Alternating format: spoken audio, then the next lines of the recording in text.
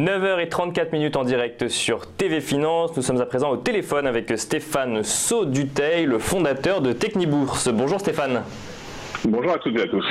Alors on va passer en revue ce matin avec vous un certain nombre de sujets. On va parler de la France, on va parler des États-Unis, on va parler de l'euro-dollar, on va parler de l'or. Mais tout de suite, retour sur le CAC 40. Votre analyse du coup, un été qui est dans un canal horizontal comme vous l'appelez.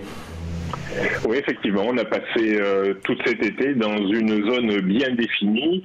On était parfaitement supporté par les 5250, 5300 et puis on bloque à la hausse contre 5005, 5550 points. Donc depuis fin juin, en fait, on évolue d'une borne à l'autre avec une régularité qui reste assez bonne.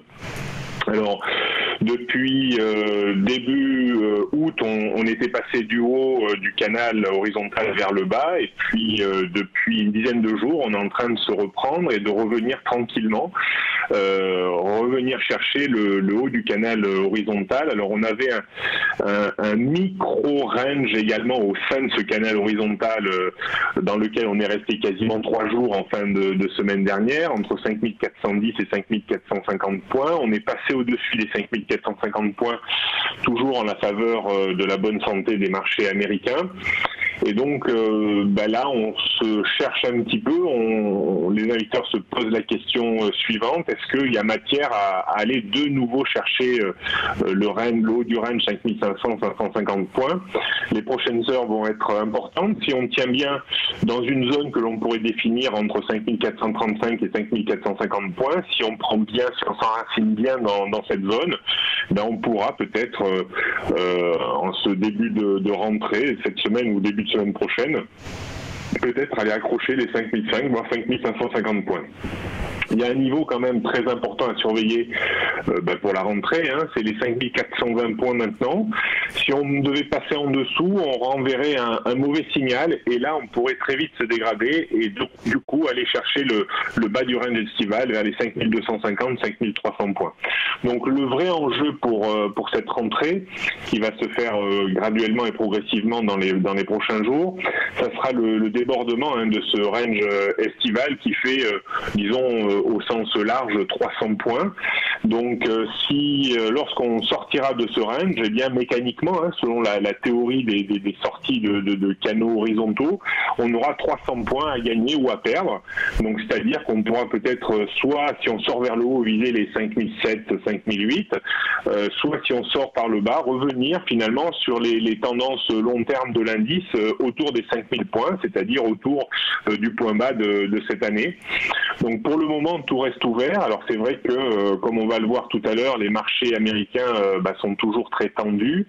Le choc de début d'année en février a été plutôt bien absorbé pour certains, surtout le Nasdaq. Donc ça nous réinstalle un peu dans un marché qui est historiquement cher. Alors est-ce qu'on a un vrai potentiel de hausse sur le CAC 40? Je dirais que c'est du 60-40. J'aurais plutôt une tendance pour les prochains mois à dire 60% de chances que l'on baisse plutôt vers les 5000 et 40% de chances que l'on monte plutôt vers les 5007, 5008. Voilà un petit peu, je dirais, le panorama en cette fin d'été. Donc prudence sur le marché français avec donc ce range des 5420 points à surveiller. Côté américain, la donne est un petit peu différente. On est plus dans le vert, j'ai envie de dire, parce qu'on a un niveau important cette semaine sur le Nasdaq notamment. C'est vrai que le Nasdaq reste très bien orienté. C'est vrai que quand on regarde un graphique, on a eu une hausse qui est quand même relativement linéaire, même si on a eu quelques phases de correction. Elles ont été très bien digérées, très bien absorbées. Cet été, on a eu deux événements majeurs qui ont été contradictoires, avec des mauvais résultats chez Facebook qui a fait décrocher l'action de plus de 15%, et puis donc qui a mis une pression un peu baissière sur le Nasdaq, mais qui a été contrebalancé par Apple avec les 1000 milliards de capitalisation qui ont été atteints. Donc on commence également à voir des vents contraires un petit peu sur les GAFA qui font que est-ce qu'on a un vrai potentiel également de hausse sur le Nasdaq 100? Ça, je m'interroge. Alors c'est vrai qu'on est en train aujourd'hui, à l'heure où on parle de passer sur les marché de futurs avant l'ouverture bien sûr du Nasdaq 100 qui ne se fera qu'à 15h30 cet après-midi. Mais sur les marchés de futurs, on est en train de passer au-dessus du point haut annuel, au-dessus des 7500 points. Pour moi, c'était un niveau important. Si on n'arrivait pas à déborder ce niveau et que l'on passe sous les 7250 points, il y avait matière de nouveau à engager peut-être une séquence baissière d'une dizaine de pourcents. Mais là, en fait, en débordant les 7500 points, si ça se confirme dans les prochains jours, eh ben on peut encore, par effet mécanique, grappiller 200 points, c'est-à-dire aller chercher les 7700 points. Alors, est-ce qu'on aura la force d'aller chercher un niveau totalement rond autour des 8000 points pour peut-être de nouveau entamer une baisse importante, comme on l'avait fait finalement en début d'année en atteignant les 7000, ça reste tout à fait possible. Alors, il faut être assez lucide quand même sur les marchés américains et se dire que dans une évolution long terme, on est quand même très tendu, on est historiquement, pour moi, dans une bulle. On a battu un record, je crois, jeudi dernier, des plus longs mouvements haussiers de l'histoire sur le Nasdaq. Donc voilà, c'est des records qui se battent, c'est des records de longueur de tendance haussière qui se battent. Donc voilà, on est peut-être quand même dans des niveaux de tension extrême. Donc on cherche bien sûr toujours le catalyseur qui fera que le marché rebaissera. Alors il y a eu quelques alertes avec Monsieur Trump qui disait si vous me destituez, on aura un vrai crack sur la bourse américaine. Bon, je pense que ça c'est des menaces, mais effectivement, si on devait effacer tout l'effet Trump, il est clair qu'on aurait un petit crack. Ça c'est une certitude, parce que le marché n'a fait que monter depuis l'accès au pouvoir de Donald Trump. Donc voilà, le Nasdaq, c'est peut-être l'un des risques de la rentrée. Alors, mais qu'est-ce qui mettra le feu aux poudres? C'est compliqué à dire. Voilà, mais tant que le Nasdaq tient, on peut être raisonnablement, je dirais, optimiste sur le CAC 40 et pas trop baissier. Mais attention, on sait que dès que les marchés américains commencent à baisser de quelques pourcents, on a tendance à faire x2 en Europe. Donc cette situation reste quand même un petit peu fragile, même si la solidité reste apparente. Alors on va se tourner maintenant vers l'euro-dollar. Quelle est votre analyse, Stéphane, sur l'euro-dollar aujourd'hui ? Alors l'euro-dollar, je pense qu'il faut le regarder dans un environnement un petit peu étendu. Il faut regarder un graphique depuis 2017, depuis presque 2 ans, un peu moins de 2 ans maintenant, mais on a eu une reprise très puissante, puisqu'on est repassé de 1,03, 1,05 à 1,26, donc on a eu un train d'haussier terriblement puissant sur un an et demi. Et puis depuis le début de l'année, on corrige, mais de façon importante, en amplitude et en timing. Et pour moi, ça reste qu'une correction technique puissante, certes, mais tant qu'on ne passe pas clairement au-dessous de 1,12, on ne peut pas dire que le mouvement haussier de fond qui est engagé depuis 2017 est cassé. Et je pense même en fait qu'on a peut-être atteint un paroxysme de correction ces dernières semaines autour des 1,13. On est très vite remonté, là on tutoie les 1,16, mais on est même un petit peu au-dessus. Donc pour moi, je reste assez positif sur l'euro. Je pense que on est capable de remonter graduellement.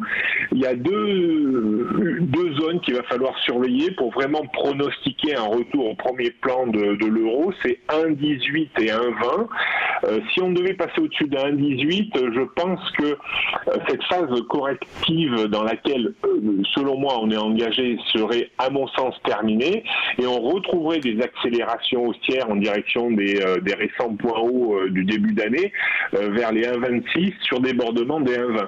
Donc pour le moment, si je devais probabiliser également l'avenir de l'euro, je dirais qu'il y a 70% de chances que l'on remonte graduellement et 30% de chances que l'on revienne sur 1,13 et qu'on casse 1,12 et qu'on revienne sur cette zone de point bas qu'on avait tutoyé un long moment en 2016 et début 2017 vers, disons, 1,08, voire plus bas, vers 1,05. Donc ça, c'est pas mon scénario central. J'ai plutôt l'impression que dans les prochains mois, voire années, on va avoir un euro qui se réappréciera. Et alors, pour finir, Stéphane, Stéphane, on va regarder ce qui se passe du côté de l'or. L'or qui a un petit peu baissé cet été. Est-ce que c'est la fin ? Oui, alors c'est vrai que l'or avait parfaitement bien tenu avec l'effet Trump, si vous voulez, avec la hausse des marchés ces derniers mois, voire même ces dernières années. C'était même incroyable parce qu'on se dit, voilà, quand les marchés d'actions montent avec une régularité sans faille, quand il n'y a pas de danger apparent, pourquoi l'or finalement se tiendrait et pourquoi elle ne baisserait pas dans des proportions très importantes. Et finalement, on avait parfaitement tenu. Alors, on a eu une baisse estivale assez importante, hein, puisqu'on a perdu une quinzaine de % sur l'or, donc ce qui est quand même important sur ces dernières semaines. Mais finalement, quand on prend également du recul sur ce métal, on voit très bien qu'on est plutôt dans une phase de consolidation long terme assez rectangulaire. Alors au sens large, entre 1050 et 1370, au sens un peu plus strict, entre 1150 et 1370. Donc on est revenu cet été sur ce niveau de support très important autour des 1150-1170 et on a assez violemment rebondi également. Donc dans le sillage de l'euro-dollar, puisqu'on sait bien que quand l'euro-dollar a tendance à baisser, ça exerce une pression négative sur l'or et vice-versa. Donc la reprise de l'euro a permis également à l'or de reprendre un petit peu d'altitude. Je pense qu'il y a matière à monter au moins sur 1250, 1270 $ sur l'or. Si on dépasse les 1270, là il faudra reparler du haut du range, c'est-à-dire les 1350, 1370 points. Donc je pense que l'or est plutôt sur des niveaux d'intervention court, moyen terme pour espérer voir le métal se reprendre graduellement également, un peu comme l'euro dans les prochaines semaines, dans les prochains mois. J'aurais tendance à faire l'impasse sur une baisse bien en deçà des 1050 et je suis même pas sûr qu'on descende en dessous des 1150 $. Donc voilà, ça peut être également une alternative pour les investisseurs qui manquent un petit peu d'idées, parce que c'est vrai que quand on regarde, beaucoup d'actions sont chères, on ne sait pas trop où aller, pourquoi pas mettre un petit peu les pieds sur le marché de l'or compte tenu des niveaux attractifs du moment. Merci beaucoup Stéphane Sauduteil. Je rappelle donc que vous êtes fondateur de Technibourse.